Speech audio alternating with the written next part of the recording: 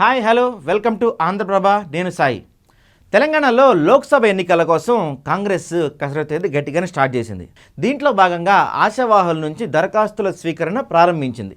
దరఖాస్తుల ప్రక్రియ శనివారంతో ముగుస్తుంది. రాష్ట్ర వ్యాప్తంగా 17 నియోజకవర్గాలకు 306 దరఖాస్తులు వచ్చినట్లు గాంధీభవన్ వర్గాలు చెబుతున్నాయి. అయితే అన్నిటికంటే ఖమ్మం స్థానానికే అత్యధికంగా 15 మందికి పైగా అప్లికేషన్ పెట్టుకున్నారట. ఇంతకీ ఖమ్మంపై కాంగ్రెస్ నేతలు ఎందుకంత హౌస్ పెట్టుకున్నారు? Let's watch the story.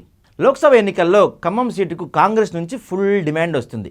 ఖమ్మంలో విజయంపై కాంగ్రెస్ శ్రేణుల్లో గట్టి నమ్మకంతో ఉన్నారు. అంతేకాదు, ఖమ్మం పార్లమెంట్ నియోజకవర్గ పరిధిలోని ఖమ్మం, పాలేరు, మదిర, వైరా, సత్తుపల్లి, అశ్వరావుపేట, కొత్తగూడెం ఈ 7 అసెంబ్లీ సెగ్మెంట్లో కూడా కాంగ్రెస్ దాని మద్దతుదారులు విజయం సాధించడమే ఈ తీవ్ర పోటీకి కారణమని తెలుస్తుంది. అంతేకాదు, దీని పరిధిలో అసెంబ్లీ ఎన్నికల్లో గెలిచిన కాంగ్రెస్ అభ్యర్థులంతా కూడా భారీ మెజార్టీతో గెలుపొందారు. గరిష్టంగా మంత్రి పొంగులేటి శ్రీనివాసరెడ్డి అయితే ఏకంగా 56,000, కనిష్టంగా రాగమయ్యి 19,000 ఓట్లతో విజయం సాధించారు. మొత్తం మీద ఈ నియోజకవర్గ పరిధిలో కాంగ్రెస్ దాని మద్దతుదారులు సాధించిన మెజార్టీ 2.5 లక్షల వరకు ఉండటంతో ఆశావాహులు ఈ స్థానం నుంచి పోటీ చేస్తే సునాయాసంగా గెలుపొందాలనే యోచనలో ఉన్నారు. రాష్ట్రంలో కాంగ్రెస్ అధికారంలో ఉండటం కూడా వీళ్ళకి కలిసి వస్తుందని అంటున్నారు. అయితే ఖమ్మం లోక్సభ స్థానం నుంచి భారీగా ఆశావాహులున్న జిల్లా నుంచి ప్రాతినిధ్యం వహిస్తున్న 3 మంత్రుల్లో 2 కుటుంబీకుల్లో ఎవరికి టికెట్ దక్కుతుందనే దానిపై ఆసక్తి నెలకొంది. డిప్యూటీ సీఎం ఆర్థిక మంత్రి మల్లు భట్టి విక్రమార్క సతీమణి మల్లు నందిని ఖమ్మం టికెట్ కోసం తీవ్ర ప్రయత్నాలు చేస్తున్నారు. మంది మార్బలంతో కార్ల ర్యాలీతో హైదరాబాద్ వరకు వెళ్ళి ఆమె దరఖాస్తు సమర్పించారు. మరో మంత్రి పొంగులేటి శ్రీనివాస్ సోదరుడు ప్రసాద్ రెడ్డి ఎలాంటి హడావిడి లేకుండా ఆయన కూడా దరఖాస్తు చేశారు. మంత్రి తుమ్మల నాగేశ్వరరావు తనయుడు యుగంధర్ కూడా దరఖాస్తు చేయాలని భావించినా చివరి నిమిషంలో వాళ్ళు డ్రాప్ అయినట్టు సమాచారం.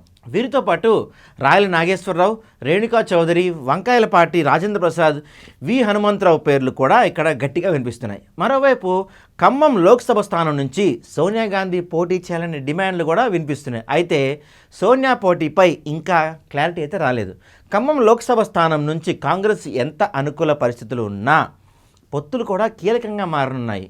ఎందుకంటే ఈ స్థానం నుంచి బీఆర్ఎస్ అభ్యర్థిగా ప్రస్తుత ఎంపీ నామా నాగేశ్వరరావు పోటీలో ఉంటారని ఇప్పటికే ఆ పార్టీ అనౌన్స్ చేసింది. గత ఎన్నికల్లో నామా దాదాపుగా 1,60,000 పై మెజార్టీతో అక్కడ గెలిచారు.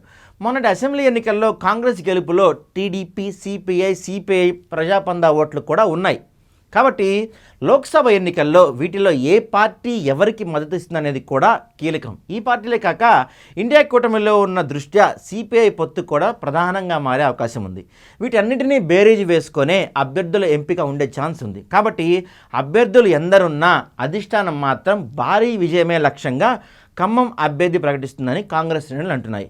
మొత్తానికి ఖమ్మం పార్లమెంట్ సీట్ మాత్రం కాంగ్రెస్లోనే కాదు, అటు తెలంగాణలో కూడా కొంచెం హాట్ టాపిక్గా మారిందని చెప్పొచ్చు.